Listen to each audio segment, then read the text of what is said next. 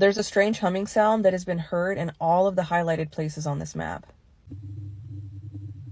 The humming sound is said to be low frequency and very invasive to those who hear it.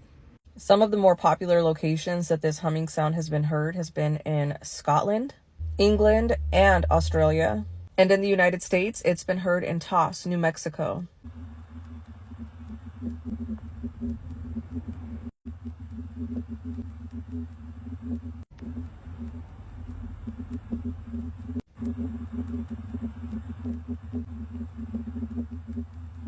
Researchers and scientists have said maybe the sound is just coming from mating fish in the area.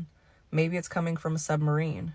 There's a possibility that the sound is coming from wind farms. Many people are skeptical and believe the sound is coming from radio waves or the earth putting off a strange frequency. A lot of people can't hear the sound, but there is a specific group of people called hum hearers, and they're usually men in their 40s who hear the sound and they say it drives them crazy. It's invasive and causes severe migraines. What do you think the sound is being caused by?